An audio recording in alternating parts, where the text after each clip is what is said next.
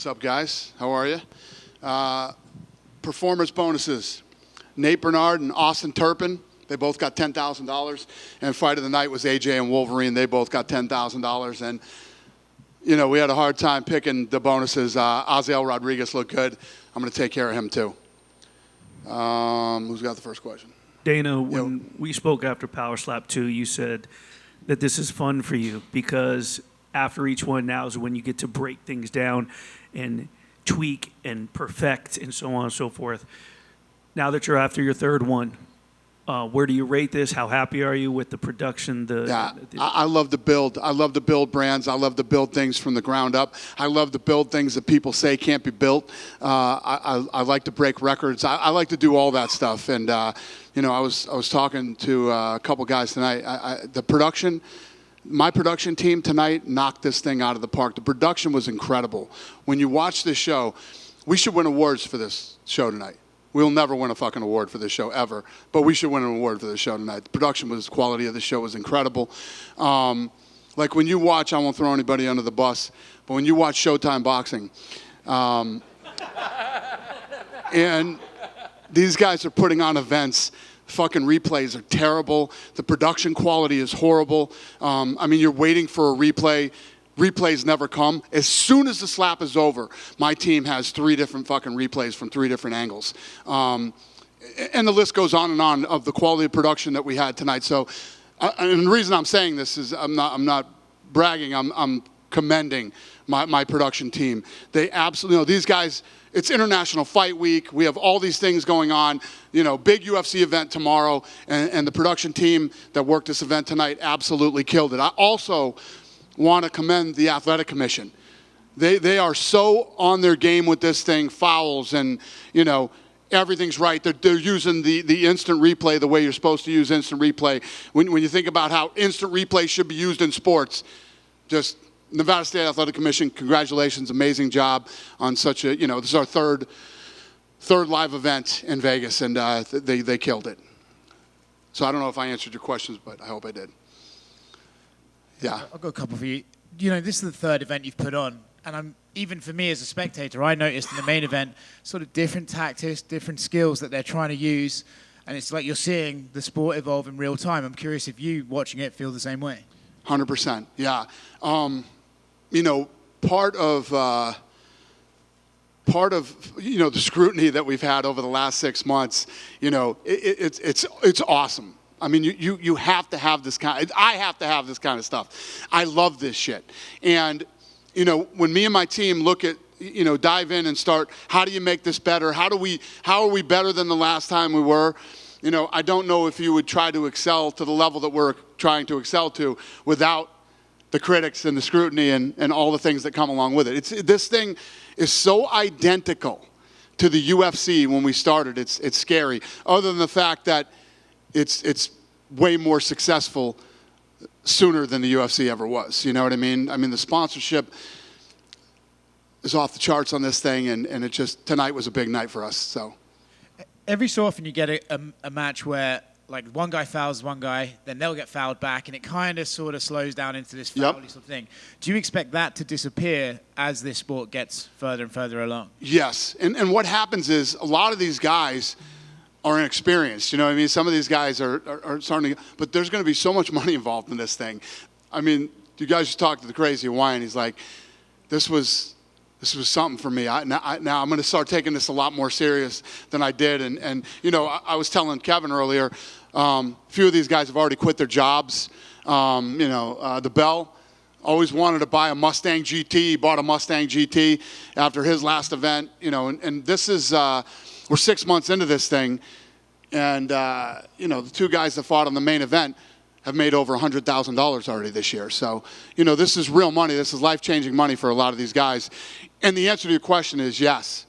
This will happen. You know, there's a lot of inexperience going on right now, and that will all start to change over the next 6 months. When you started this, I remember a bunch of us asked you, oh, were you ready to take on a whole nother job, a whole nother promotion? Are you ready to take on a whole nother roster of crazy guys who are going to get paid loads of money and go out into Vegas and cause mayhem? Well, I got to give credit where credit is due.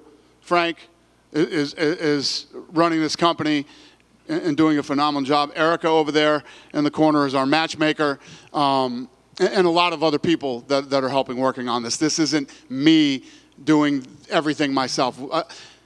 One thing that there aren't many things that I'm good at, but one thing I am good at is I've always been good at building good teams around me. I did it with the UFC. In the early days, I did it after the sale, and we're doing the same thing with Slap and other companies that we're running right now. Two more quick ones from me. This might sound like a silly question, but it was something that occurred to me watching the main event.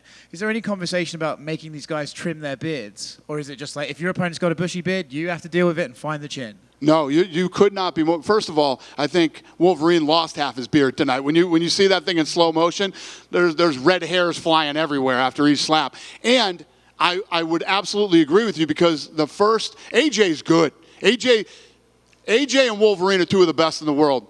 Right? They're two of the best, absolute best in the world. And I think that AJ had a hard time finding his chin in the first one. And Kevin, we go back to the old days of boxing. You weren't allowed to have a beard in boxing. You had to shave it. Now everybody's got a fucking beard. So I don't know. That's up to the commission, not me. But yes, I agree with you 100%. And last one from me, you obviously announced John Jones versus Stipe Miocic today for the 30th anniversary card, massive heavyweight fight. What do you think it means to both of those guys, and why was this the fight to make? What was the question? I'm sorry, I missed it. You made John Jones versus Stipe, yeah. Big fight. Yeah, so... Yeah, we're going back into Madison Square Garden. This is a fight that had to be done for, especially, when you think about the legacy of Jones, the legacy of Stipe, the greatest mixed martial artist of all time versus the greatest heavyweight of all time. After he moves up to heavyweight, it's a fight that had to happen, and no better place for it to happen than Madison Square Garden. Dana over here. Yep. Congratulations on a great night. Thank you. Watching on TV is pretty exciting, but also being there in person is like mainlining adrenaline. Right. Is the key to this getting this in front of crowds? What's the contingency plan of getting this in front of crowds? So in the next 2 years, if you look at how far this thing has come, some of you I've talked to personally, when I say shit public, you think I'm still fucking doing this 3 events and this thing isn't. This thing is a fucking juggernaut, okay? A juggernaut. And what we're working on right now is regulation. And we have a bunch of states lined up. In the next 2 years, half of the states that have commissions will have Power Slap. So right now, this thing is an invitation-only event that we're doing here. Tonight we had obviously a lot of media members here because of International Fight Week. Thank you for having an open mind and coming and checking it out. We had lots of sponsors here tonight, and sponsorship on this thing is going through the roof. Once we get it legalized, we're going to start taking this thing to different states for live events. But if this is our 3rd event, in the next 2 years, you're gonna start to see this thing move around a lot. For educational purposes, for people watching at home, does it come down, because the Ultimate Fighter was essentially a Trojan horse to educate people about the sport. Do you feel that, because there's a lot of technique that goes into it. Like, it reminds me of the technique that it takes to, do shot put, staying in the box, also mental, not flinching, keeping your hands behind your back. There's a lot of elements, there's a lot of tranches to this. Is it down to, because with the UFC also, you had about athletic commissions, politicians, fan backlash, et cetera, et cetera, et cetera.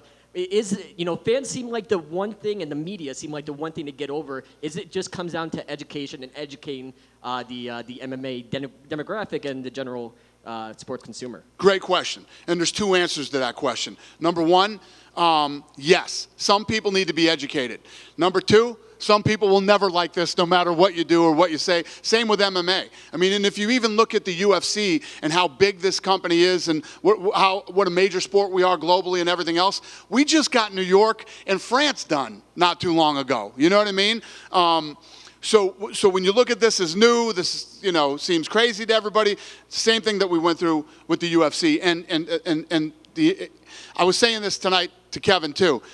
There's a lot of people that don't like this, right? They've been very vocal about it. We don't like it. Well, there's 8.5 billion people in the world, and there's a lot of people who do like it. So not everybody has to like this. I only need some of the people to like it, And yes, that's what we're going to continue to do. And I literally went into a deep dive with my analytical team this week and ripping social media numbers apart. This thing is very urban. This thing does unbelievable with the Mexican community. It's off the charts in India, and it's very fascinating as I start to dive into this thing and continue to study it and figure out how we're going to build this stuff. And I cannot explain to you enough how much I love this. This is what I love to do. This is the stuff that gets me up in the morning and fires me up. And, I keep talking about Kevin because I can't fucking believe Kevin's here. But, I was saying to Kevin when we did the first trial here, did I or did I not? I said, watch what I do with this thing in the next year. And here we are at the third event, and I'm going to tell you all now, watch what we do with this thing in the next 2 years. Okay, so one more question. It might be a dumb question, so forgive me if it is. Endeavor, obviously you have WWE, UFC, Power Slap under one umbrella. Is the possibility of maybe crossover slap events? Maybe we have Elon Musk fighting Mark Zuckerberg in a slap contest. That would be awesome. Well, it's a fascinating question, and it's hard to answer right now. But in the next couple months, I'll announce something with you guys that's happening right now. But yeah, a lot of people have a lot of ideas or think they know about how this whole mixing pot of companies work, and you don't. You have no idea how it works. But in the next couple of months, I'll enlighten you on some stuff. Now is not the time. Thank you, sir. Great questions. Dana, I wanted to ask you one question really quickly. I saw Derek Stevens was here tonight. Yep. Did he like it, and is that something that you two could do business together? Derek Stevens is a big sponsor. All the fighters stay at Circa, and he's been a bit. I mean, if you guys drive down the Strip today, literally every casino on the Strip and downtown has it on their signs. Every casino, restaurant, bar showed it tonight. So. In the beginning, in the early stages like this, it's about getting eyeballs on it. And Hooters, Twin Peaks, Dave & Buster's, PT's Pubs in Vegas. The list goes on and on of all the bars that showed it tonight, too. So, You have deals with that? huh? You have deals with that? Yeah. Yep. Dana, you keep talking about the numbers. You're big on the numbers.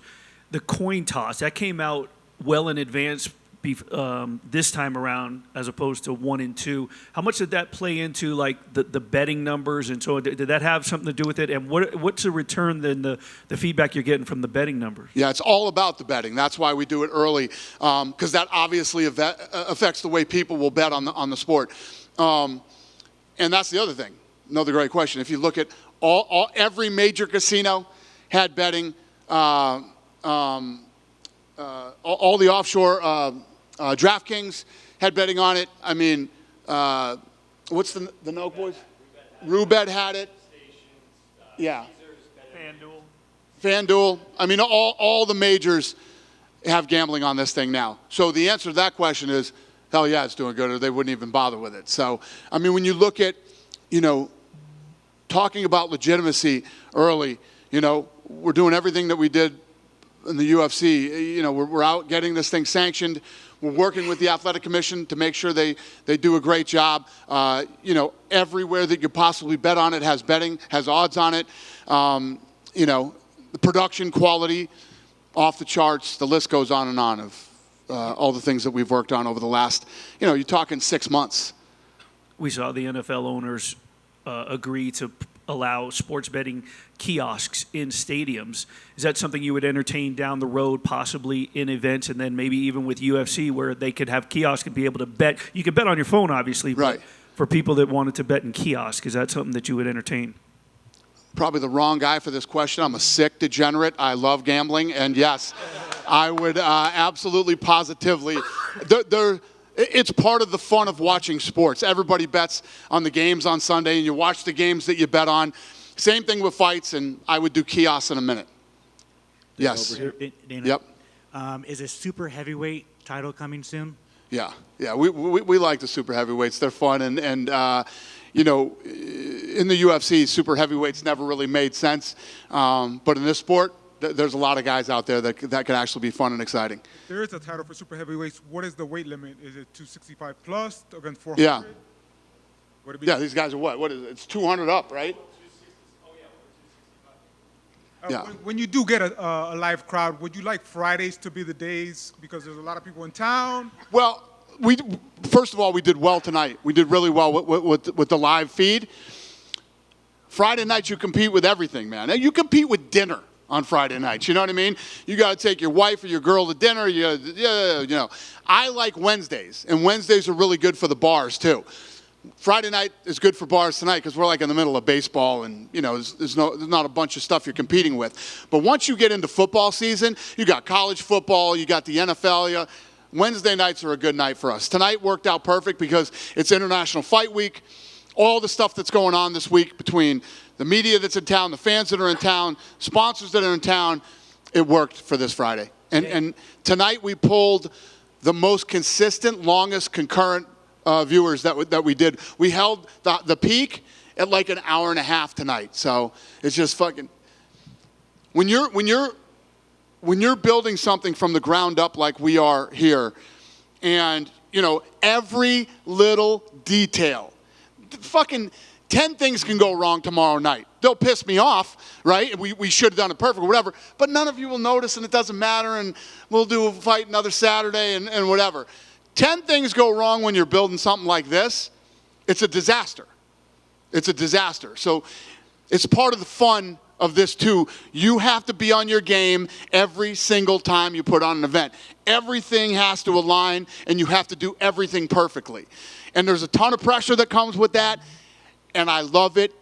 I fucking feed off it. I eat it. I just can't tell you how much I love this shit, if you can't tell. Dana, but anyway. Dana, from the early days of UFC, it was often compared to no holds barred. And when you think about the times of the struggle and everything, and considering the lessons that you learned along the way from where the UFC began to where it is now, what are some of those lessons that you're trying to apply to slap and trying to take it to extents that it hasn't made before? Well, like I said before, early on, we're focused on the things that matter. Good matchmaking so you get good fights, building talent, and then obviously live and television production. If you don't screw those things up, you're in good shape. Dana, yeah, you're definitely adding fuel to the fire. We're seeing events more frequently. They announced Power Slap number 4 coming up on August 9th on Wednesday. Did you think it would happen this fast? And are you excited that, with everything that you have going on? Yeah, we're getting to a point now where, we're actually starting to talk about, we got our legs under us now. We're getting this thing dialed in. Maybe we start doing more events. And so we're figuring out. But we got season 2 coming up of the reality show, which is going to be heavy international talent. And, the answer is yes. Any update on the video game? What? Any update on the Slap video game? Yeah, no, it's funny you asked that. I did get some information on that today. We're close to getting it done and getting it out. Yeah. One last one. Obviously, in regards to medicals, I know there was some stuff with UFC and saving some of the lives of these fighters. Right. With the Slap fighters going through the same medicals as UFC, do you think it gives credibility to the actual sport itself for the medicals that you're doing since they're the same? Not now. No, nobody gives a shit. But as we continue to do this, like the UFC, all the bad stuff that was said about the UFC early on, and I even hate saying this and talking about it or whatever, but here we are 23 years later with an incredible safety record in the UFC. So right now, you're going to get these doctors that want attention and these guys that come out and want you to fucking talk about them and put their names on your stories and all that bullshit. Those guys are all fucking flying around right now. In a few years, then it will mean something. Dana, just to follow up on that right here. Oh. Josiah Harrell got removed from the card today against Jack Della Mena because they found an abnormality with his brain scan. He's 7-0, and he's never had an MRI, he said, in his life. Like, how crazy is that on these regional circuits, people aren't getting checked out like that, and just how scary is that he came into this week with a condition like that? So if you took the 23 years that we've been doing this and you found, and you saw how many people we found with problems that probably shouldn't have been fighting, even kids that we found that wanted to get into the Ultimate Fighter, yeah, it's everything, and it's insane that this goes on out there, and these other organizations are regulated. I mean, yeah, it's crazy. We spend millions and millions of dollars on health and safety. It is the most important thing that we focus on and that we care about as far as putting on fights. And like he was just asking, these guys go through the same exact medical testing as UFC fighters do. Is there anything that can be done in the sport as a whole? You know, a message maybe you can send to these lower level promotions on how to maybe better protect, or is it just a money thing that They can't they afford don't it. have it? They can't afford it. It's like even Logan Paul and I have had this conversation. Logan Paul was doing the slap thing before me. And he said to me, you know, a few weeks ago, he's like, brother, you killed it. You took it to, I said, well, listen, you weren't wrong. You were right. It's just, you couldn't pull this off. It would be impossible for some of these guys that are lower level promoters to do the level of testing that needs to be done to make sure that everybody is safe. But knock on wood, again, you know, a lot of bad things have happened in the sport in the last 23 years, even in the smaller shows. You know, at the end of the day, if you're involved in a combat sport, and I consider football a combat sport too, there's a risk. Every time you go out and compete, there's a risk. What we try to do is minimize the risk as much as possible. It was part of the reason we built the PI too. You know what I mean? We got these athletes in there for weeks, sometimes months, evaluating them, making sure they're good, making sure they're training properly, you know, healthy, safe, list goes on and on. You mentioned the production of tonight's event and how proud of it you were. Does this need to stay here in the Apex to maintain that? Or No. if this goes as far as you want it to be, and maybe you look at arenas, things like that, is it possible to maintain that same thing in bigger venues? 100%. I mean, you look at what we do with the UFC. This show tonight has more cameras than the UFC does. There's like 34 ISOs, so I can give you 34 different shots of one slap. And it's all in slow-mo, and, you know, this thing is probably overproduced, but it's awesome.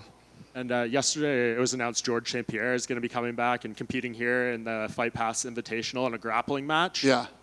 He said he's talked with you guys, maybe a few different opponents. Do you have an ideal opponent? A lot of people out there want to see him against Khabib Nurmagomedov. Well, yeah, he was talking. I saw something where some fucking wrote a story about I lied to GSP and I probably lied to him. You know about this? No. About Khabib? So this was after they both retired, and he said, Dana called me and asked me if I wanted to fight Khabib, but he didn't have an okay from Khabib saying that he would fight. Well, you got to call somebody first, right? Yes. You got to call somebody first. I don't get them on fucking three-way calling and say, hey, guys, what's happening? Would you like to come out of retirement and fight each other? So George had been retired longer, so the question was, would George even consider, you know what I mean, fighting Khabib? He said yes. So then you talk to the other guy. But yeah, I thought that was a weird, and again, there's a lot lost in translation when George St. Pierre talks too. So maybe I'm wrong, I don't know, but the way that I read it, he was saying he felt like he was kind of lied to or something, or that's the way they wrote the story. Who knows what he really said? But yeah, I thought that was weird today. But what are you asking me? Could Khabib be GSP's opponent for this grappling match? Got it. That would be awesome. I would love to pull that off. That's not in the works right now, but yeah, I would love to pull that off. So I'm getting heavily involved in the grappling world now too, if you haven't noticed. So we'll have a big announcement for all that too. But yeah, I'm going after the grappling world big time. And just one more, Leon Edwards was doing some interviews at UFC X today, and he said he met with you guys, and Colby Covington fight could happen at Madison Square Garden in November, maybe the co-main event for Jones and Miocic. How far along is that? Yeah, that could happen. There's a lot of options. I don't want to talk tonight about potential UFC shit. I mean, we could be here all fucking night talking about that, but yes, that is a potential. Hi, Dana. Yeah, hi, Ben. Every week every event I ask you about the women, but I have a different question about the women. You mentioned all the analytics and stuff you're looking into. Have you found that women are receptive to even watching? Yes, it's crazy. We had first of all, in the deep dive that we did into social media with my analytical team, skews higher in women than I would have ever imagined. Tonight there was a 2-star general here. His wife was here. And one of the things that I noticed when I talk to women is they get it. This doesn't need to be explained to them.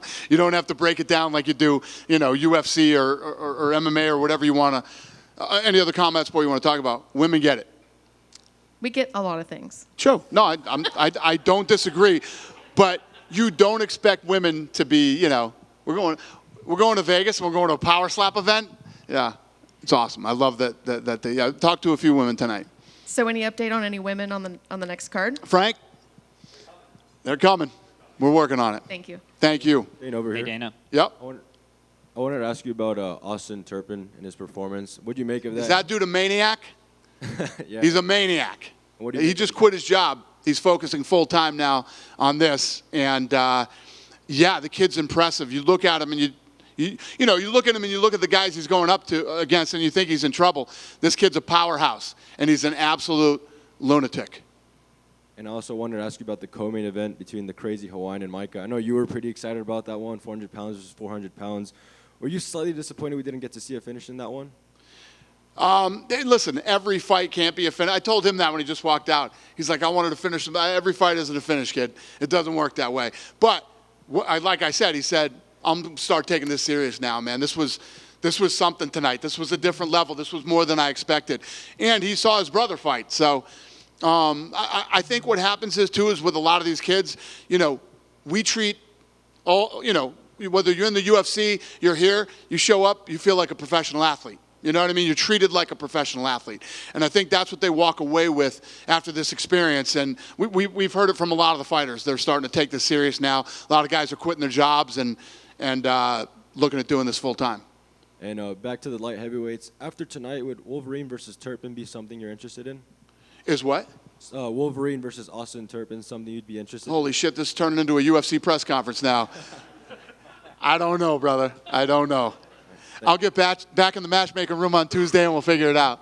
Thank you. That's my patented answer for everything. Hey, Dana, follow up on what was mentioned earlier. You had mentioned earlier in the press conference how the belt finally got to buy a car. Yeah. And when you have stories like Jens Pulver talking at the Hall of Fame inductions about how MMA saved his life, when you facilitate and are in charge of many of these great organizations, for you, how does that human aspect remind you of what this is all about? Yeah, you know what? It's funny because when I was earlier talking about the negativity that was surrounding Power Slap, when you dive in and you start to talk to some of these people, and you realize how it changes their lives and how this impacts their families, and it's easy to sit on your fucking high stool or wherever you're coming from, or you just don't understand the sport, or maybe you're just not a fan of there's some people out there that don't even think heading should be allowed in soccer and stuff like that. But a lot of these people that are involved in combat sports, boxing, kickboxing, the list goes on and on, right down to slap. You don't understand where they come from and what they've seen and what they've been through, and how something like this could change and impact not only their lives but their families. Yeah, it changes your perspective on it, hopefully. For you, when you go down to the T of the production, the people that you hire in the front office, everyone in sports are very focused on the dollars and trying to make the most money. For you, how important is it to make sure that everyone understands the concept of it's more than a game, it's more than just a fight, and it's about the human aspect? Yeah, I mean, we try to do that. I mean, a lot of what we do here in the UFC and here is try to do some storytelling and let you know who these people are and understand them. But, I don't know if it reaches anybody. Because at the end of the day, there has to be why. Why are we here tonight? Why are these two guys slapping? For what? What does it mean? What's the goal here? And, we talked tonight about rankings. A few of these fights, Erica was telling me tonight, had title implications and things like that. So those are the stories that we try to tell, along with who are they, where do they come from, and why should you care about them? Hey, Dana, over here. Last time at Power Slap 2, you said there was 20,000 applicants looking to come in and slap. Has that number increased, and any UFC fighters showing interest in coming over here and slapping? Macy Barber was talking to me about it tonight. I don't know if she's serious, but yeah, who as this thing continues to grow, and at the end of the day, the reality is the more money that comes into the sport, the bigger it gets, and the more people that'll be looking for opportunities. But yeah, I think that you will see it.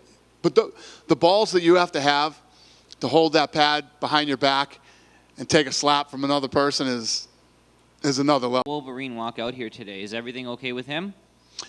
As far as He's coming out next? Okay. Are you excited to have KO Chris back? Is he going to... Very. I love that kid. He's a maniac, but I really like the kid a lot, and obviously he's super powerful, and he's fun to watch, and yeah, I'm excited to have him back. Fans were disappointed last night that Anderson Silva was not in attendance for the Hall of Fame. Do you know why he was not there? That Anderson wasn't what? That Anderson Silva was not at the Hall of Fame last night. Do you know why? No, I don't know. And then finally, how real is Zuckerberg versus Musk? Because now we're hearing that like Musk's mom doesn't want him to fight. Like, how real is this thing? It's very real. It's very real. Thank you. Good night. Thanks for coming, you guys. I appreciate it.